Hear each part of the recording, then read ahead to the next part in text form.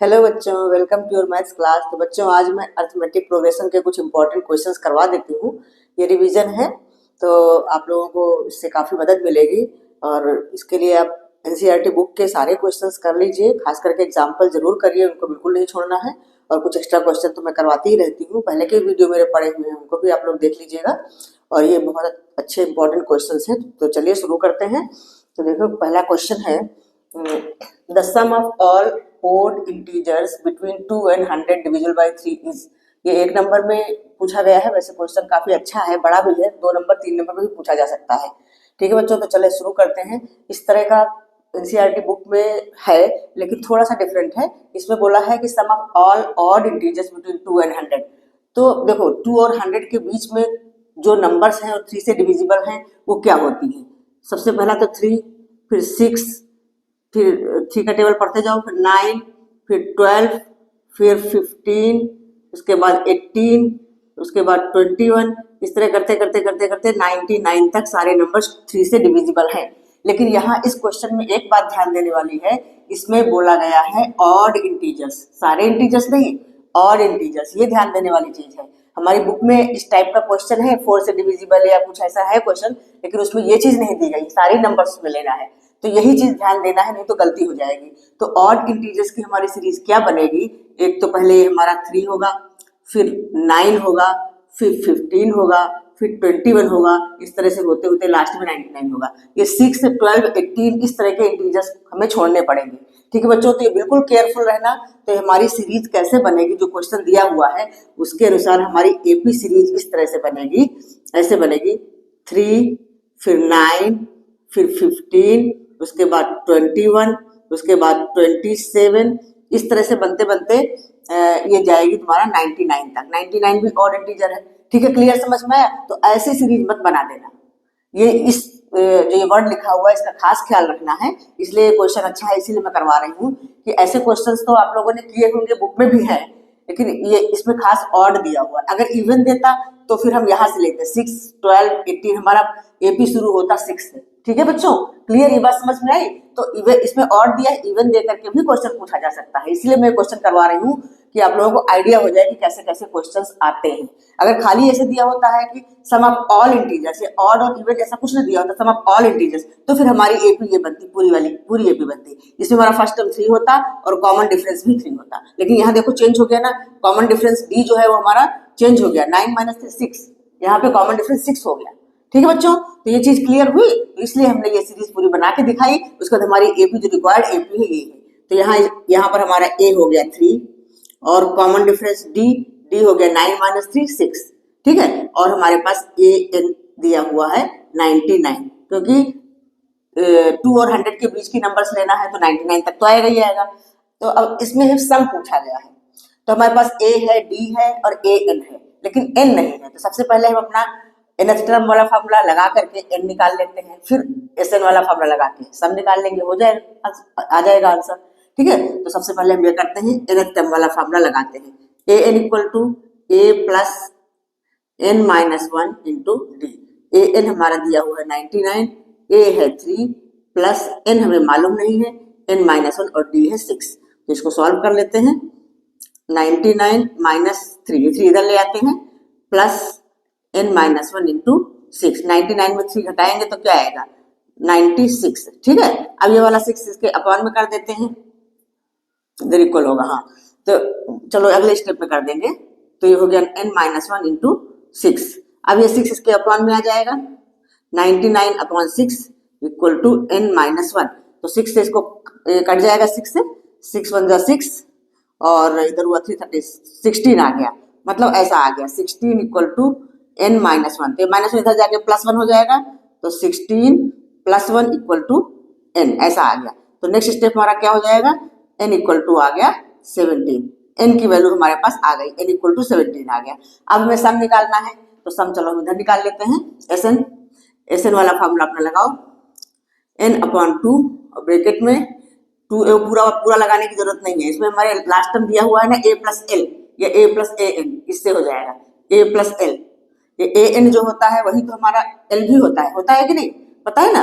तो बस हमारा आ जाएगा S N equal to N, हमने 17 निकाला हुआ है, 17 अपॉन 2 और ए हमारा है 3 और एल कितना है 99। तो अभी इसको 17/2 और इंटू 99 में से 3 जोड़ेंगे तो क्या आएगा 102। अब ये 2 से डिविजिबल है, 2 5 जा 10, 2 1 जा 2, 51 इंटू 17 ऐसा आ गया। अब इसको हम सॉल्व कर लेते हैं। ये आ गया हमारा 51 इंटू 17। 51 को 17 से मल्टीप्लाई करके देख लेते हैं। 17 1 जा 17, कैरी ओवर 1, 17 5 जा 85, 85 और 1 86। तो ये आ गया हमारा 867। ठीक है बच्चों, क्लियर, समझ में आया? तो ये सवाल बिल्कुल इजी है, लेकिन थोड़ा ध्यान देना है। अगर यहाँ पे आप गलती कर गए तो सवाल गलत हो जाएगा। अगर ये वाली सीरीज बना के क्वेश्चन शुरू कर दिया तो फिर सवाल गलत हो जाएगा। ठीक है, तो ऑड है, इवन है, जो दोनों तरीके मैंने समझा दिए। इवन अगर पूछा जाए तो इवन हमारा फिर यहाँ से शुरू होगा। इवन के लिए हमारी सीरीज यहाँ से बनेगी, 6 12 ऐसे बनेगी। तो ए हमारा ये हो जाएगा। कॉमन डिफरेंस तो दोनों में ही सेम रहेगा। ठीक है बच्चों, क्लियर हुआ? सवाल समझ में आया? तो बस देख लीजिए, इसको नोट डाउन कर लीजिए। अच्छा क्वेश्चन है। तो 867 आया हमारा है यहाँ पे option number 2।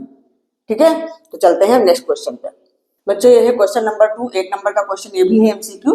The nth term of an AP is given by n equal to 3 + 4n, the common differences. बहुत ही इजी सवाल है, लेकिन फिर मैं करवा देती हूँ प्रैक्टिस, शायद कुछ बच्चों को याद ना हो कैसे करना है। इस तरह के सवाल बहुत इजी होते हैं। हमें nth टर्म दिया हुआ है और कॉमन डिफरेंस पूछा जा रहा है। तो कॉमन डिफरेंस होता क्या है? कॉमन डिफरेंस होता है जब एपी बनती है तो सेकंड टर्म में से फर्स्ट टर्म को माइनस करो तो कॉमन डिफरेंस, थर्ड टर्म में से सेकंड टर्म को माइनस करो तो कॉमन डिफरेंस आता है। मतलब कि n+1 में से nth टर्म माइनस करो तो कॉमन डिफरेंस आता है। तो सिंपल इसको करने के लिए बिल्कुल इजी तरीका ये है कि आप n की वैल्यू एक बार 1 ले लो, एक बार 2 ले लो, फिर जो आता है उसको माइनस कर दो तो कॉमन डिफरेंस आ जाएगा। एकदम इजी तरीका बता रही हूँ। तो जब हम n = 1 लेंगे तो हमारा ये फर्स्ट टर्म निकलेगा। फर्स्ट टर्म निकलेगा मतलब 3 + 4 × 1, तो क्या हो गया हमारा 4 × 1 4 हो गया, 4 + 3 7, तो हमारा फर्स्ट टर्म आ गया 7। अब n = 2 ले लो तो हमारा सेकंड टर्म निकलेगा a2 निकलेगा 3 + 4 × 2, n की जगह पे हमने 2 डाल दिया तो ये हमारा a2 आ जाएगा। 4 2 8, 8 3 11 आ गया a2। तो अब कॉमन डिफरेंस d हमारा क्या होगा, a2 - a1। a2 हमारा 11 आया है और a1 आया 7, तो ये आ गया 4। तो हमारा ऑप्शन नंबर सी। ये बहुत ही इजी सवाल है, फिर मैंने करवा दिया। कई बार बच्चे अगर भूल गए हो, ठीक है, तो रिवीजन है इसलिए मैं करवा रही हूँ थोड़े चुन करके क्वेश्चन। ठीक है, तो आप वीडियो पूरा देखना, आगे और भी अच्छे क्वेश्चन है। एक केस स्टडी वाला क्वेश्चन भी मैं करवाऊंगी। तो ये 4 या 5 मार्क्स का आता है एपी में से क्वेश्चन। ठीक है बच्चों, तो कभी ये 1 मार्क का दे दिया तो फिर एक 3 मार्क्स का दे देते हैं। ये 1 मार्क में नहीं देते हैं तो पूरा 4 मार्क्स का केस स्टडी वाला क्वेश्चन दे देते हैं। ठीक है, केस स्टडी वाला थोड़ा बड़ा जरूर होता है, लेकिन आराम से ध्यान से पढ़ोगे तो मुश्किल नहीं होता है। ठीक, तो चलते हैं हम नेक्स्ट क्वेश्चन की ओर। बच्चों ये क्वेश्चन नंबर 3 देखिए, बहुत इंपॉर्टेंट क्वेश्चन है। इसको पहले पढ़ते हैं क्या पूछा गया है। The ratio of the 11th term to the 18th term of an AP is 2:3।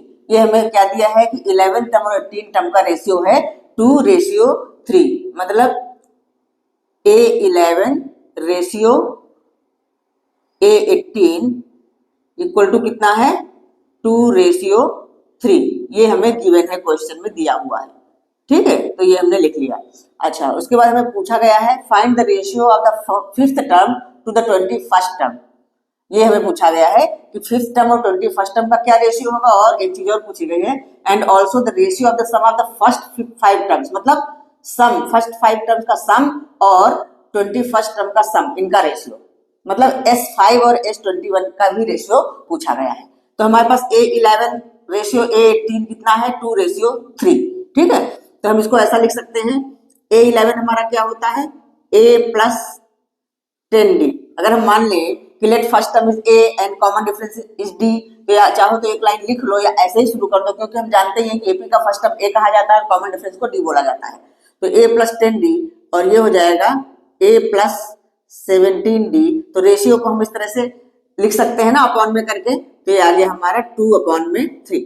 ठीक है, अब इसको अगर हम क्रॉस मल्टीप्लाई करें, इसको थोड़ा सॉल्व कर लेते हैं, तो ये हो जाएगा 3A + 30D equal to 2A + 17 2 जा 34D। ठीक है, अब एक साइड D को एक साइड, A को एक साइड कर लेते हैं। तो ये हो गया हमारा 3A - 2A equal to 34D - 30D। ये कर दिया, 3A में से 2A माइनस करेंगे तो आएगा हमारा ए इक्वल टू आ गया 4D।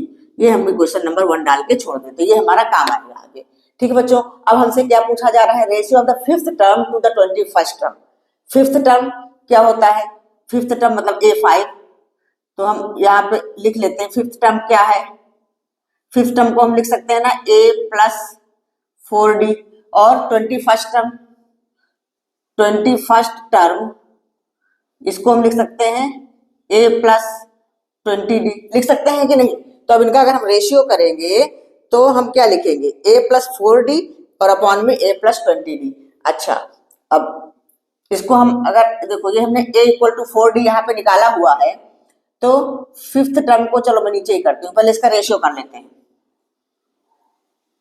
तो रेशियो हमारा क्या हो जाएगा, A प्लस 4D अपॉन में A प्लस 20D, ऐसा होगा कि नहीं। या इसको हम ऐसा लिखते हैं, A की जगह हम 4D डाल दें, A इक्वल टू 4D, देखो ये हमने A निकाला हुआ है, तो A की जगह हम 4D डाल दें, तो 4D प्लस 4D और नीचे हमारे पास 4D प्लस 20D, ऐसा लिख सकते हैं। ठीक है, अब मैं इधर ले जाती हूँ इसको, 4D प्लस 4D कितना हो गया 8D, तो 8D और अपॉन में 24D, अब D से D कैंसिल आउट हुआ, और 8 1 जा 8, 8 3 जा 24, मतलब 1/3, तो क्या हो गया 1:3। ये हमारा आ गया इसका fifth term ratio 21st term का। तो ये हमने आंसर निकाल दिया कि A25 रेशियो नहीं, A5, पहले A5 है, A5 रेशियो 21st टर्म मतलब A21 इक्वल टू 1:3। तो हमारे एक क्वेश्चन का आंसर तो हमने निकाल दिया। ठीक है, अच्छा उसके बाद अब सम का भी पूछा हुआ है, sum of the 5 terms to the sum of the 21 terms, ये भी पूछा हुआ है। तो हम दोनों का सम ऑफ 5 टर्म्स मतलब S5 निकाल लेते हैं पहले। तो S5 क्या होता है, ऐसे जैसे होता है ना, तो 5/2 और ब्रैकेट में 2A प्लस n-1, एक की जगह हमारा 5 है, 5 - 1 इंटू D, ये होता है ना। इसको हम आगे बढ़ाते हैं इसी में, तो ये हो जाएगा हमारा 5/2 और ब्रैकेट में 2A प्लस 4D। ठीक है बच्चों, ये हुआ। अब हमारा S21 some of the 21 terms, तो S21 क्या हो जाएगा 21/2 और ब्रैकेट में 2A plus 21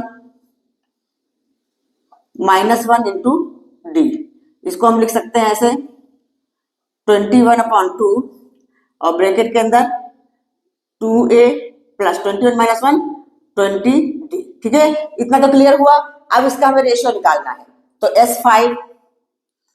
S5 ratio S21 equal two upon में इनको लिख लो, या पहले इसको सॉल्व कर लेते हैं, चलो कोई नहीं। तो ये हो जाएगा 5/2 और ब्रैकेट में 2A प्लस 4D और नीचे हमारे पास आएगा 21/2 और ब्रैकेट में 2A प्लस 20D। अब देखो इसमें भी मैं A की जगह 4D रखना होगा, A इक्वल टू 4D दिया हुआ है ना, तो नेक्स्ट स्टेप हमारा हो जाएगा ये 5/2 और ब्रैकेट में 2 इंटू 4D कितना हो गया, चलो मैं पहले कर ही देती हूँ, 2 इंटू 4D और प्लस 4D, ये हो गया। और नीचे वाले में 21/2 और 2 इंटू 4D प्लस 20D, ये हो गया। अब हमारा मैं इधर कर लेती हूँ, 2 इंटू 4D क्या 8D हुआ, 8 प्लस 4 12D हो गया। ठीक है, तो ये हमारे पास ऐसा हो जाएगा 5/2 और इंटू 12D और नीचे हमारे पास हो जाएगा 21/2 और इंटू ये 4 to 8, 8 और 20 कितना हुआ 28D। ठीक है, अब यहाँ पे देखो D से D कैंसिल आउट हुआ, उसके बाद ये 2 से हमारा हो गया कितना 6 2 और इसको हम काटेंगे तो हो जाएगा 14। ठीक है बच्चों, समझ आ रहा है ना। अब 6 5 जा ये हो गया 30 और नीचे हमारा 21 को 14 से मल्टीप्लाई करेंगे तो क्या आ जाएगा 14 1 जा 14 कैरी और 1 14 2 जा 28 28 और 129, तो 30 अपॉन में 294 आ गया। अब इसको हम छोटा कर सकते हैं, देखो पहले हम 2 से डिवाइड करते हैं तो कितना आ जाएगा ये आएगा 15 और ये आ जाएगा 2 1 जा 2, 2 4 जा 8, 2 7 जा, ऐसा आ गया 15 अपॉन में 147। अभी भी हमारा ये 3 से डिविजिबल है, तो 3 से डिवाइड करो, 3 5 जा 15, 3 से हो जाएगा 3 4 जा 12, 2 27, 3 9 जा 27। तो इसको हम लिख सकते हैं 5 अपॉन में 49। तो ये हमारा आ गया रेशियो, आ गया क्या आ गया 5:49। किसका रेशियो है ये है हमारा S5 और ratio S21, S5:1, S21 equal to हो गया 5:49। ठीक है, ये हमारा आंसर आ गया। ठीक है बच्चों, क्लियर हुआ, समझ आया? ये बहुत ही इंपॉर्टेंट क्वेश्चन है, इसको नोट डाउन कर लीजिए। इस टाइप के कोई भी क्वेश्चन पूछे जाए तो आप कर सकते हो। अगर रेशियो वाले होंगे तो अपॉन में करके हमें काट देना है, बहुत मुश्किल नहीं होता है। ए और डी के रिलेशन को निकाल लो, उसके बाद वो वैल्यू पुट करके कर लेते हैं। ठीक है, तो चलते हैं अब अगले क्वेश्चन को। हाँ बच्चों, तो ये क्वेश्चन नंबर 4 है, ये केस स्टडी बेस्ड क्वेश्चन है। तो मैंने ये क्वेश्चन लिखा हुआ है, ऊपर की 2-3 लाइनें मैंने छोड़ दी क्योंकि वो यूजफुल नहीं थी। क्योंकि केस स्टडी क्वेश्चंस कैसे होते हैं, बड़े बड़े लिखे होते हैं और जो जरूरी है वही चीज मैंने लिखा। जैसे ये हमारा है, the production of TV sets in a factory increases uniformly by a fixed number every year. ठीक है, एक फैक्ट्री में टीवी सेट्स बनते हैं जो कि हर साल एक फिक्स्ड नंबर से बढ़ते हैं। तो it produce 16,000 sets in 6th year and 22,600 sets in 9th year. तो इस सवाल को देखने से ही लग रहा है कि हमारा एपी का सवाल है, क्योंकि 6th ईयर में इसने 16,000 प्रोड्यूस किए और 9th ईयर में इतने। तो मतलब ये हमारा क्या है, A6 और ये A9, मतलब 6th टर्म और 9th टर्म है ये हमारा। ठीक है, और उसमें हमसे पूछा गया find the production during first year, मतलब ए पूछा जा रहा है, find production during first year A पूछा जा रहा है। फिर the increase in production every year is a fixed number.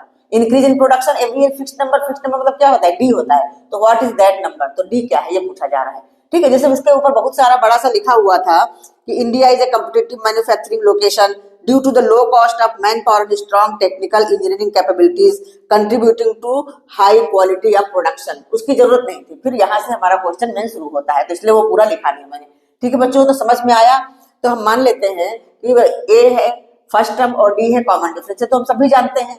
तो जो ये it produced 16,000 sets in 6th year, तो हमारा एक इक्वेशन ऐसा बन रहा है। 6th ईयर का मतलब क्या है, इसमें A6, तो ये हमारा बन जाएगा A+5D। तो A+5D कितना आ रहा है 16,000, इसको हम इक्वेशन 1 डाल देते हैं। दूसरा हमारा 9th ईयर में जो हो रहा है प्रोडक्शन, वो A9 को हम A+8D लिख सकते हैं, वो हमारा आ रहा है 22,600। ये हमारा इक्वेशन नंबर 2।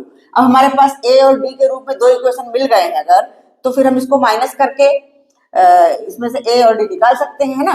तो बस अब इक्वेशन 2 में से इक्वेशन 1 को माइनस कर दें, या इसको इस तरह से लिख लो। चलो हम इसको पहले इक्वेशन 2 को पहले लिख लेते हैं। ये subtracting equation 1 from 2, subtracting equation 1 from 2। ठीक है, तो अब इस तरह से लिख लेते हैं, A+8D इक्वल टू 22,600 और A+5D इक्वल टू 16,000। ठीक है, ये हमारा इक्वेशन 2 है और ये है हमारा 1। अब इसको हम सब्ट्रैक्ट करेंगे, तो ये तो जैसे लीनियर इक्वेशंस करते थे ना, वही चीज है। A से A कट गया, 8 में से 5 घटाया तो आया 3D। 3D इक्वल टू कितना आया, देखो ये हो गया 0 0, 6 में से 0 गया 6 और 12 में से 6 गया 6, 6600। 3D इक्वल टू आ गया हमारा 6600। ठीक है, तो अब D इक्वल टू क्या हो जाएगा, 3 से हम इसको डिवाइड कर देंगे तो D निकल जाएगा हमारा। तो D इक्वल टू आ गया 6600 अपॉन में 3, तो कितना आया 3 2 जा 6, 3 2 जा 6, 0 0, मतलब D आ गया ये। तो हमारे सेकंड क्वेश्चन का आंसर मिल गया। डी ही तो पूछा गया सेकंड क्वेश्चन में, increase in production every year is a fixed number, तो हमारा डी आ गया। अब डी की वैल्यू हम किसी भी क्वेश्चन में रखे, क्वेश्चन 1 में रखे तो ये निकल जाएगा। तो putting the value of D, तो putting the value of D in 1 हमारा है A+5D, तो A+5 और इंटू 2200 इक्वल टू है 16,000। तो ये आ गया ए प्लस, इसको मल्टीप्लाई करो, 0 0 5 टू 10 कैरी और 1, 5 टू 10 और 1 11,000 इक्वल टू 16,000। तो हमारा ए क्या आ गया? ए आ गया 16,000 माइनस 11,000, तो कितना आ गया?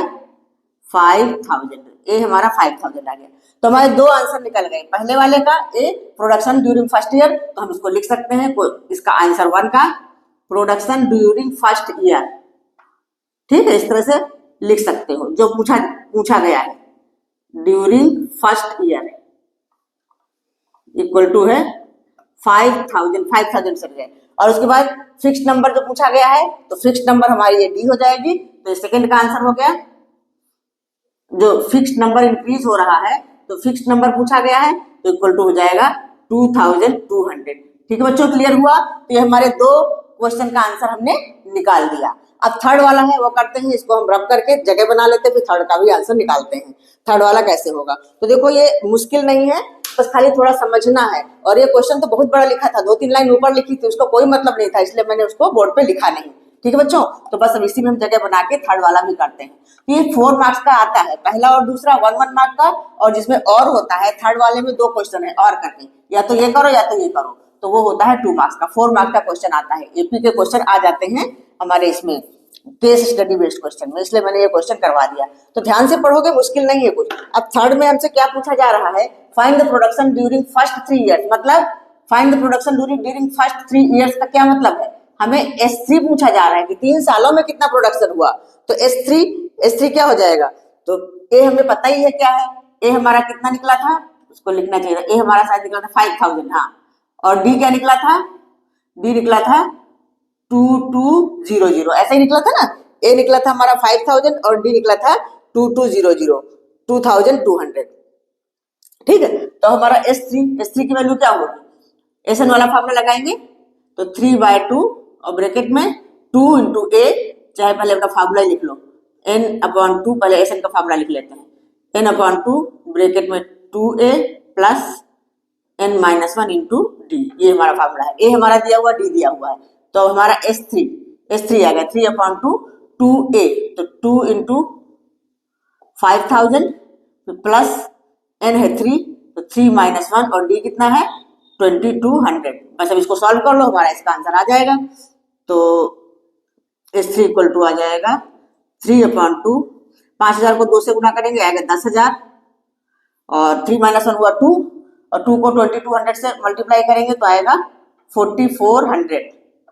अब यह आ गया हमारा 3/2। अब 10,000 में से 4,400 तो कितना हो जाएगा 14,400। ठीक है, 14,400। अब ये ब्रैकेट हटा करके इसको सीधा मल्टीप्लाई कर लो। ठीक, तो अभी 2 से काट लो इसको, 2 7 जा 14, 2 2 जा 4, 0 0, मतलब ऐसा आ गया 7200 मल्टीप्लाई 3, तो कितना आ गया 0 0, 3 2 जा 6, 3 7 जा 21,600। ठीक है बच्चों, ये इसका आ गया आंसर, ये थर्ड वाले का, find the production during first 3 years. तो बस अब इसका आंसर जैसे पूछा है वैसे लिख लो, production during first 3 years, production during first 3 years, during first 3 years equal to 21,600। ठीक है, क्लियर, समझ में आया? अच्छा, पूछा in which year the production reached at 29,200, और करके जो क्वेश्चन पूछा गया 2 नंबर का है, तो चलो इसको भी हम कर लेते हैं। इसमें हमें क्या पूछा? इन विच ईयर, इसमें हमें एन पूछा जा रहा है। ठीक है बच्चों, इसमें हमें एन पूछा जा रहा है कि किस ईयर में प्रोडक्शन इतना पहुंच जाएगा। तो इस थर्ड का जो और वाला है उसमें एन निकालना है। बिल्कुल सिंपल है, कुछ भी नहीं है, इजी है। तो ये जो और वाला, ये in which year the production reached at 29,200, मतलब एन हमको पूछा जा रहा है, एन मालूम नहीं है। तो हमें ये फार्मूला तो पता है ना, ए एन इक्वल टू क्या होता है, ए प्लस n-1 इंटू डी। तो ए एन तो हमें दिया हुआ है 29,200 इक्वल टू ए हमने अभी निकाला था 5,000 प्लस एन हमें मालूम नहीं है, और डी भी निकाला था हमने, क्या निकाला था 2200, डी निकाला था 2200। 2200। अब इसको सॉल्व कर लेते हैं। तो 29,200 माइनस 5,000 घटा दो equal to n-1 into 2200 zero, ठीक से लिखो। हाँ, अब 29 में से 5 अगर माइनस होगा तो क्या हो जाएगा, 24 आएगा ना, तो 24,200 हो जाएगा, 24,200, ठीक है, इक्वल टू n-1 इंटू 2200, ठीक। अब नेक्स्ट स्टेप उधर कर लेते हैं।